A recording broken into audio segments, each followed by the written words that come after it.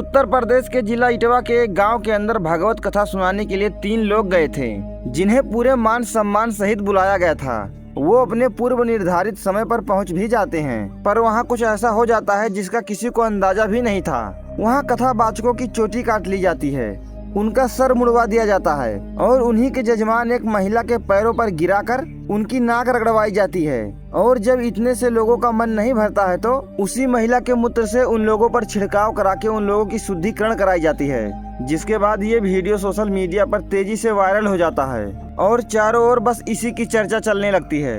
बात पुलिस तक पहुंचती है और FIR दर्ज भी हो जाता है और कई लोगों की गिरफ्तारी भी हो जाती है। तो आज हम इस वीडियो के माध्यम से ये समझने की कोशिश करेंगे कि आखिर कथावाचकों से ऐसी कौन सी गलती हो गई कि उन्हीं के जजमान एक महिला के मूत्र से उनके ऊपर छिड़कावा करा के उनका शुद्धिकरण कराया गया।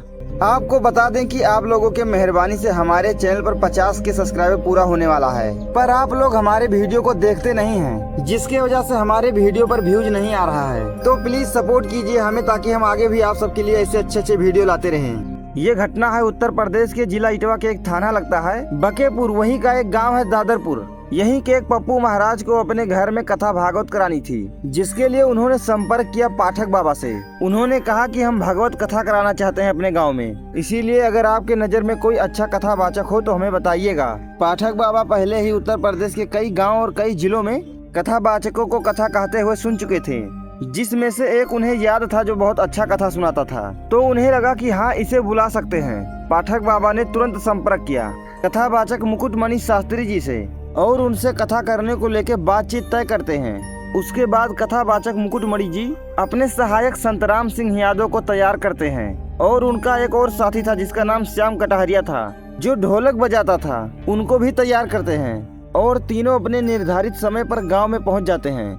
21 जून 2025 को पहला दिन था। शुरुआत में कथा की सारी व्यवस्था मिलाने में आधा दिन बीत गया।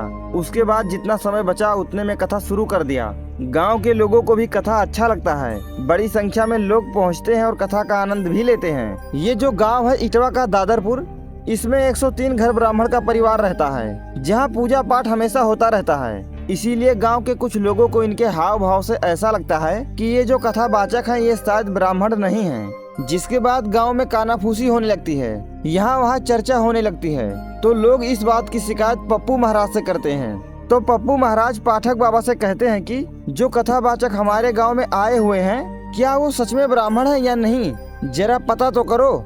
जिसके बाद शाम को भोजन का इंतजाम होता है, जहाँ सब लोग इकट्ठे होते हैं। तो वहीं पर उसी भीड़ से एक आदमी ने पूछ लिया कि कथावाचक महाराज आप कौन से जात के हैं। इतने में कथावाचक घबरा जाते हैं। उन्हें समझ में नहीं आ रहा था कि आज तक तो इतने जगह कथा किया पर किसी ने उनका जात नहीं पूछा, तो आज क्यों जात पूछा जा रहा है।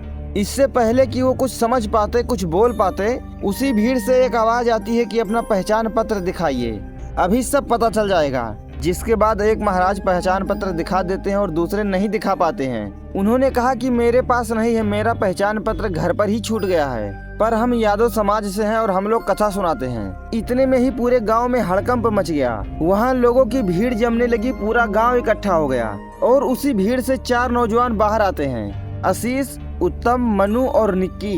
ये 4 लोग उन्हें पकड़ते हैं और मारपीट शुरू कर देते हैं और उसी भीड़ के कुछ लोग उनका वीडियो भी बनाना शुरू कर देते हैं। उसी बीच कुछ लोग कहते हैं जो इनका पहचान है चोटी पहले उसको काटो, इसी से तो भ्रमित हो रहे हैं। जिसके बाद उनकी चोटी काट ली जाती है। जो सहायक थे उनका सर मुड़वा दिया जाता है और जो उनका ढोलकिया था, जिसे अच्छे से दिखाई भी नहीं देता था, उसे मारने लगते हैं, जिसे देखकर सब लोग हंसने लगते हैं और तालियां लगाने लगते हैं, जैसे कि कोई जंग जीत लिया हो, कोई पुरस्कार जीत लिया हो।